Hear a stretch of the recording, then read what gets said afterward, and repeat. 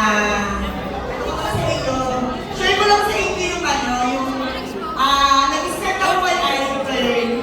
Actually, from, talagang nag-ano ko, kumbaga,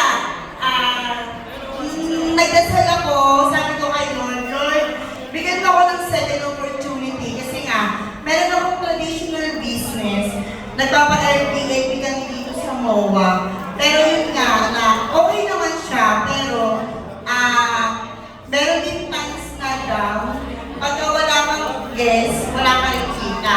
So, dito sa iPhone, talagang gusto ko siya kasi unang-una, help ka, di ba? Yun naman ang sabi nila na, ano muna yung unang mong i-invest? Siyempre yung help mo. Kaya, nung sumali kami dito kay iPhone, ano din kami, parehas din kami, katulad nyo din po kami na nakikinig lang din po. And then, yun nga po na, unang-una ko talagang, pinasali yung partner ko si Paul.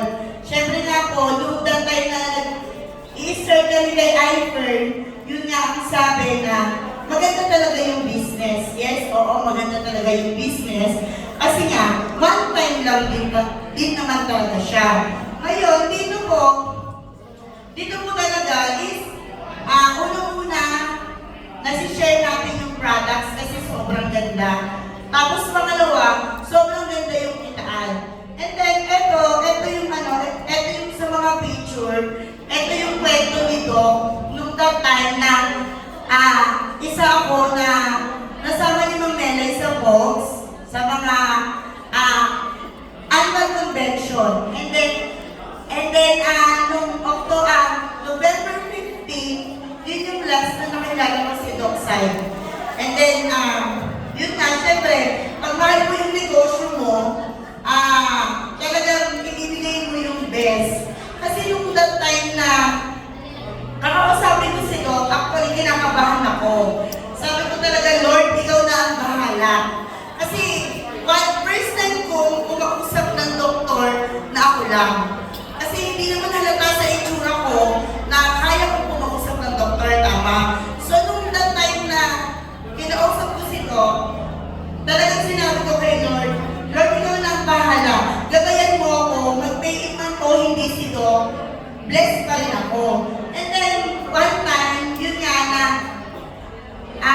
nag-discuss ako kay Doc, yung araw na yun, nakakala niya cover, is pipirma lang siya. So, iba yung kasi sa mga doctors, pag sinabi nilang cover, akala nila meron silang pipirmahan. Pero hindi.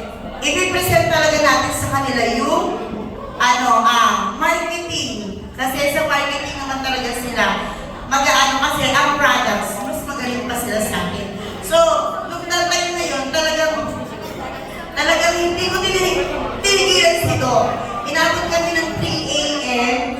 na nilalatagan ko siya, yung talagang binibigay ko yung best ko para ma-convince ko si Doc. And then one time, napapain ko po siya corporate package.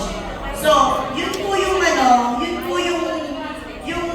talagang from way to God, talagang pinakilala kami na yung that time nun is hindi pa talaga ako kumakusap ng mga doktor kasi nga wala po akong idea. Pero yung pagkuha ko kasi kay salamat ko, ako rin yung nakuha kay salamat ko, actually kasama ko sila Ma'am Melay yun. Pero nung si Doc, talagang try my best.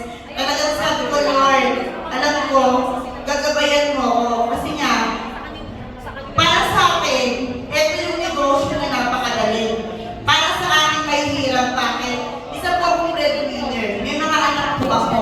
Sinakrifice ko yung anak ko para po gawin si iPhone. So, yung mga anak ko po, nasa mother ko, actually kanina, kararating lang namin galing ng province. Pinuntahan ko yung anak ko, 4 days na ako doon. Sabi ko nga, sobrang ganda ng marketing ni iPhone, and then unang-una, ang dami natin natutulungan dahil po si product. Dahil nga po, sabi ko nga po, kung hindi ko po nakilala